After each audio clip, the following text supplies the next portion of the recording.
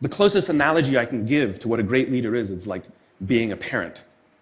If you think about what being a great parent is, what do you want? What makes a great parent? We want to give our child opportunities, education, discipline them when necessary, all so that they can grow up and achieve more than we could for ourselves. Great leaders want exactly the same thing. They want to provide their people opportunity, education, discipline when necessary, build their self-confidence, give them the opportunity to try and fail, all so that they could achieve more than we could ever imagine for ourselves. Charlie Kim, who's the CEO of a company called NextJump in New York City, a tech company, he makes the point that if you had hard times in your family, would you ever consider laying off one of your children? We would never do it. Then why do we consider laying off people inside our organization?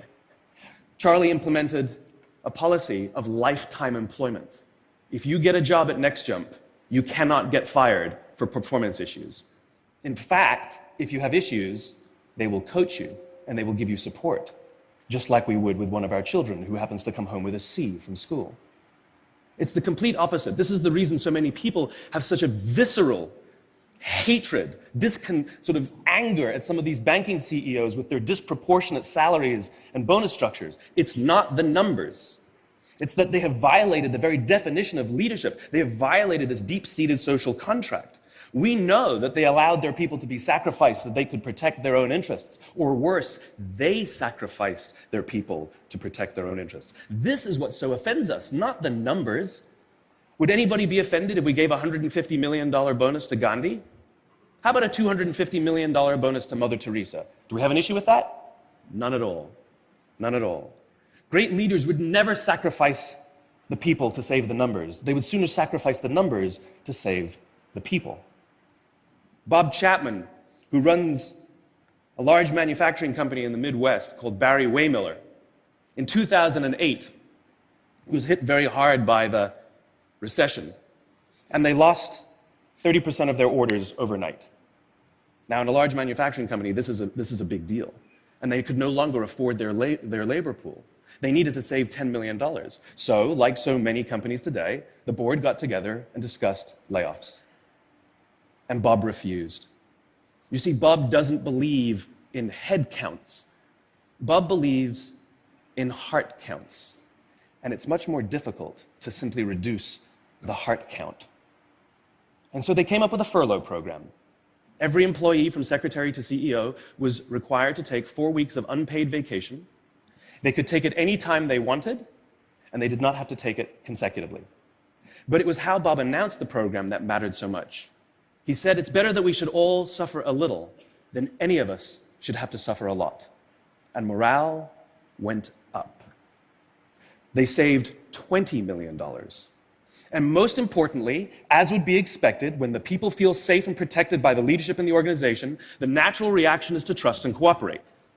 And quite spontaneously, nobody expected, people started trading with each other. Those who could afford it more would trade with those who could afford it less. People would take 5 weeks so that somebody else only had to take 3. Leadership is a choice. It is not a rank. I know many people at the senior-most levels of organizations who are absolutely not leaders. They are authorities, and we do what they say because they have authority over us, but we would not follow them. And I know many people who are at the bottoms of organizations who have no authority, and they are absolutely leaders. And this is because they have chosen to look after the person to the left of them, and they have chosen to look after the person to the right of them. This is what a leader is. I heard a story of some Marines who were out in theater, and as is the Marine custom, the officer ate last, and he let his men eat first. And when they were done, there was no food left for him. And when they went back out in the field, his men brought him some of their food so that he may eat. Because that's what happens. We call them leaders because they go first. We call them leaders because they take the risk before anybody else does. We call them leaders because they will choose to sacrifice so that their people may be safe and protected and so their people may gain. And when we do, the natural response is that our people will sacrifice for us. They will give us their blood and sweat and tears to see that their leader's vision comes to life. And when we ask them, why would you do that? Why would you give your blood and sweat and tears for that person? They all say the same thing. Because they would have done it for me. And isn't that the organization we would all like to work in? Thank you very much. Thank you. Thank you.